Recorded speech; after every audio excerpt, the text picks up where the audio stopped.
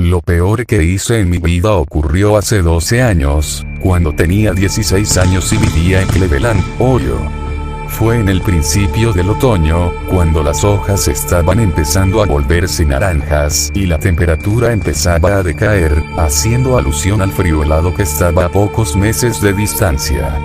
La escuela acababa de empezar, pero toda la emoción de regresar y reunirse con los viejos amigos había sido reemplazada por la idea de que estábamos cautivos en un lugar que solo quería cargarnos de trabajo. Obviamente, mis amigos y yo estábamos dispuestos a hacer cualquier cosa con tal de recordar cuando no teníamos obligaciones, aquellos días de verano, libres de responsabilidades. A principios de ese año, cerca del fin del último año escolar, uno de mis amigos del trabajo, McDonald's, que algunas personas piensan que es algo poco convincente, aunque la pasé bien allí, me había enseñado una técnica para morir con ayuda de un asistente, y regresar en pocos segundos. Funcionaba así. El individuo tomaría rápidamente 10 respiraciones profundas y largas, y en la 10ª cerraría sus ojos, apretando los párpados fuertemente, conteniendo la respiración tan firmemente como le sea posible, mientras cruzaba sus muñecas sobre el corazón. Entonces el asistente le daría a la persona un abrazo fuerte desde atrás, apretando las muñecas de la persona en el esternón. En cuestión de segundos, el individuo que contiene la respiración pierde la conciencia. El asistente debe mantenerse firme para que la persona no caiga rompiéndose el cráneo contra el piso. El efecto solo dura un segundo o dos, y no es parecido a ponerse en coma, pero parecía que hubieses estado fuera de tu cuerpo por horas, y cuando retomas la conciencia, la sensación de desorientación, de no saber dónde demonios estás o qué estás haciendo allí, es impresionante. Obtener los efectos y las luces que uno ve luego de un puñetazo en la cara, sin pasar por el dolor de recibir un puñetazo. Le dirías de intentarlo para que lo pruebes por ti mismo, pero luego de lo sucedido, nunca se lo recomendaría a nadie. Otro efecto secundario interesante de esto, que fue, en realidad, la causa real por lo que lo hacíamos, era porque mientras estabas fuera de tu cuerpo, siempre estabas lúcido y tenías sueños vividos, que podías recordar fácilmente al despertar. Después de todo, solo había dormido durante unos segundos. Éramos buenos chicos y nunca probaríamos drogas, así que para nosotros esto era lo que el LSD para un hombre pobre. Estas visiones o sueños estaban relacionadas de alguna forma a lo que estabas mirando justo antes de morir. Por ejemplo, una vez soñé que estaba escalando una montaña. Estaba en la cima de los Himalayas o algo así, pero había un pasamanos allí. ¿Quién diablos pone un pasamanos de escalera a 20.000 pies? Cuando volví a mi cuerpo y recordé dónde estaba, me di cuenta de que había estado mirando la escalera que se encontraba en una esquina de la sala de estar de mi novia. En otra ocasión, tuve una visión de Pedro Picapiedra, sonriendo y levantando las manos delante de un mural con el logotipo de ERAD, que es Educación a Resistencia del Abuso de Drogas, un programa en el cual policías enseñan a los niños en escuelas públicas sobre estos asuntos, y cuando volví a mi cuerpo me di cuenta que mi amigo Brett tenía el mismo logotipo en su camiseta. Ahora, ¿de dónde salió Pedro Picapiedra? No tengo idea. Las visiones siempre eran sobre cosas mundanas, nunca nada raro. Hasta ese día. Como les dije, hacía un mes que estábamos en época de clases y ya estábamos hartos de ella. Estábamos un sábado en el campo, que en realidad era una dependencia de la compañía eléctrica para instalar sus líneas de alta tensión. Algunos estábamos sentados en las vigas de las torres de alta tensión, en la parte de abajo. Mi amigo Mike subió hasta el segundo nivel de las vigas, para estar más alto. Pensé que era algo estúpido, pero yo soy el que alucinaba haciendo llegar poco oxígeno a mi cerebro. Era un cálido día de octubre y el cielo estaba gris. Poco a poco, el cielo fue oscureciendo cada vez más. Y en Cleveland, eso probablemente significaba que en cualquier momento la temperatura podría descender rápidamente, y si éramos realmente desafortunados, una lluvia helada podría empezar a caer. El aire estaba cargado y pesado, y se podía oír el leve zumbido de los cables de alta tensión sobre nosotros. Definitivamente no quería pasar los últimos momentos de una linda tarde de sábado subiéndome a una torre de alta tensión, saltar al suelo y quejarme luego del dolor en mis pies, solo para hacerlo una y otra vez como estúpidos. Hey, vamos a morir por un rato, dije. Para ese tiempo, dejar nuestro cuerpo no era tan divertido como cuando lo descubrimos, pero era muchísimo mejor que lo que estábamos haciendo. Vince estaba de acuerdo, al igual que Richard, pero Mike, el que saltaba de la torre más alto que nosotros, preguntó de qué carajo estábamos hablando. Mierda, ¿nunca te indujiste el desmayo antes?, preguntó Vince. Mike respondió que no, él había estado todo el verano en casa de su madre y no sabía de todo lo que habíamos hecho nosotros. Amigo, tienes que probar esto. Mira, te mostraremos. Vince y yo nos bajamos de la torre, cayendo de pie en el césped. Yo hice las 10 respiraciones profundas, apreté los ojos y contuve la respiración, entonces sentí a mi amigo presionar sus brazos contra mi pecho y, de repente, como si fuese lo más natural del mundo, una langosta gigante estaba trepándose a una jaula para langostas, bajo el mar. Algas marinas crecían del fondo de arena bajo mis pies. Lo siguiente que recuerdo es que cuando desperté Vince y Richard me estaban preguntando, ¿qué has visto? La parte de atrás de mi cabeza me dolía mucho. Me estaba matando. Mierda, ¿me dejaste caer?, pregunté. Yo no era muy pesado, pero Vince era bastante débil. Él solo se quedó ahí, mirándome, y Richard me dijo que me había dejado caer. Me preguntaron nuevamente qué vi. Me froté la cabeza y dije que una langosta, que estaba pellizcándole la cabeza a Vince con sus tenazas. Me volví hacia Mike y le dije, ¿ves? Es increíble. Y una mierda, no me fío lo suficiente de ninguno de ustedes lo suficiente como para hacer eso. Vamos, tienes que probarlo. No es más peligroso que estar trepado allí. Te prometo que no te dejaré caer como este idiota lo hizo conmigo, le dije. Él miró de la forma que hacen esas personas cuando están decidiendo algo, si lo que están haciendo vale la pena el riesgo o la dificultad.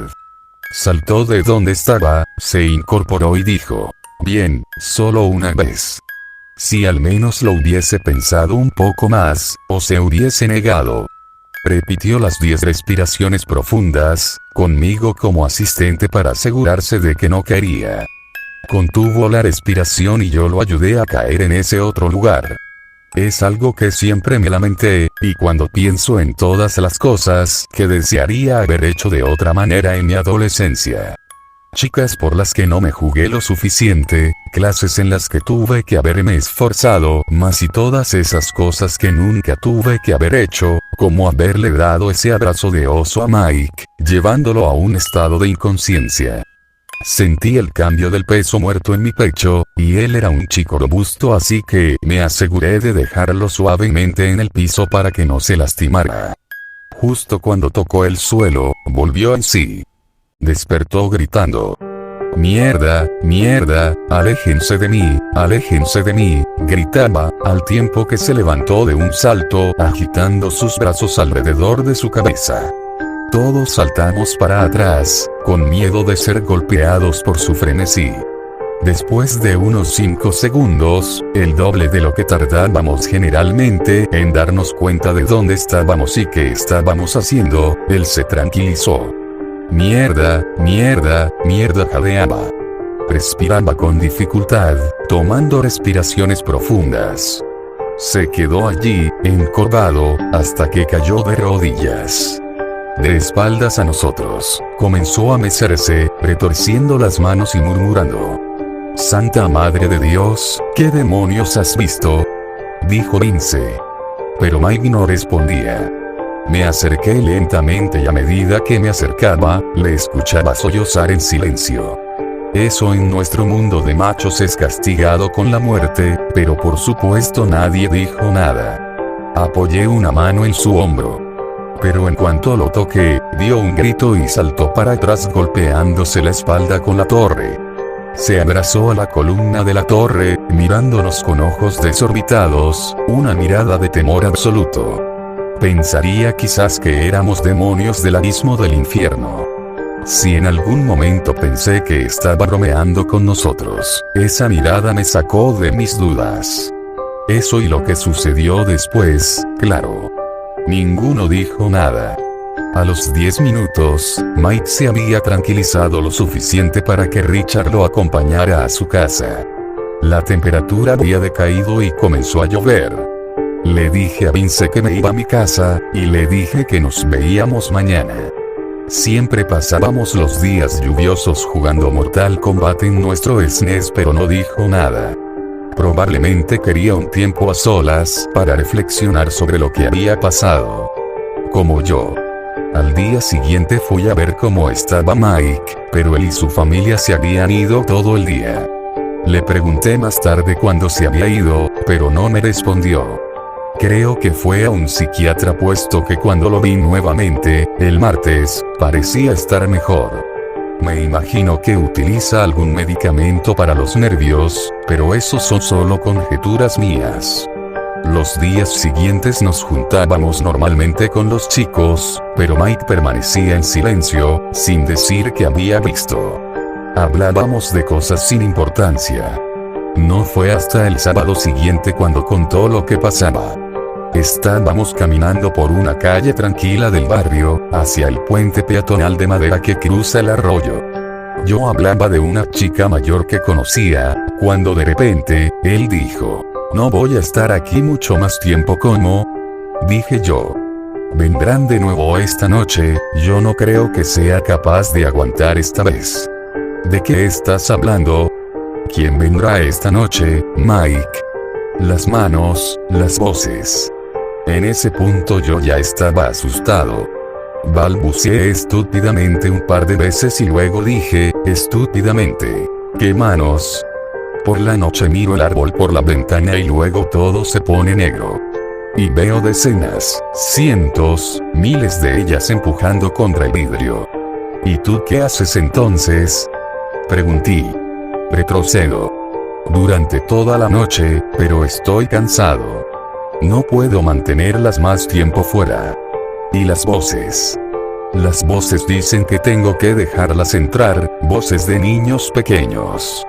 Voces de niños pequeños y manos de niños pequeños. Él bajó la voz hasta ser un susurro, pero me di cuenta por lo que dijo luego, que estaba luchando para mantener el pánico.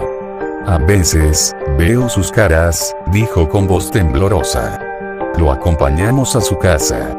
Se detuvo en la puerta y finalmente, levantando el rostro, me dijo: "Dile a Vince que puede quedarse con mi Nintendo. Él no tiene uno, y su madre no le comprará uno. Richard puede quedarse con mis CDS. Sé que a ustedes no les gustan, pero a él sí". Empecé a decirle algo, pero se dio vuelta y entró en su casa. Me gustaría haber llamado a la puerta y ofrecerle quedarme con él, pero teníamos 16 y los chicos de esa edad no lo hacían más. Me fui a mi casa. Dormí mal, asustado, escuchando cada crujido y gemido que hacía la casa, escuchando una multitud de niños. Generalmente dormía con las cortinas abiertas, pero esa noche, cerré todo. Al día siguiente, nos enteramos de que alguien había irrumpido en la casa de Mike. Vi un coche de policía en la entrada de su casa, y casi me muero cuando lo vi. Mis peores temores se confirmaron cuando me enteré que la ventana de Mike era la que había sido violada. Mike había desaparecido, y fue todo lo que nos dijeron.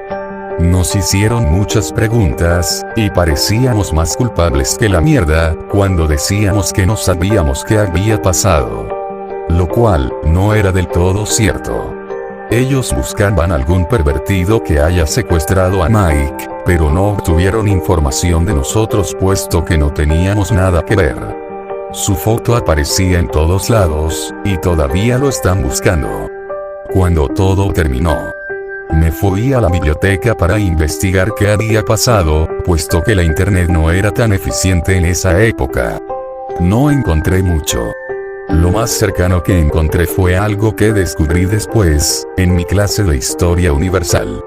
Al parecer, los sacerdotes egipcios usualmente se encerraban a sí mismos en ataúdes el tiempo suficiente para morir, para luego ser resucitados y poder contar lo que vieron en el inframundo, mientras se hallaban muertos.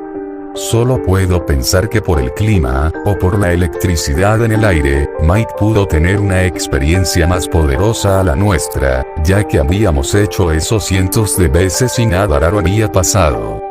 Tal vez golpearme la cabeza me salvó de lo que él sufrió, no lo sé. Es algo que no terminamos de entender. Todo esto me hace temblar. A veces acordarme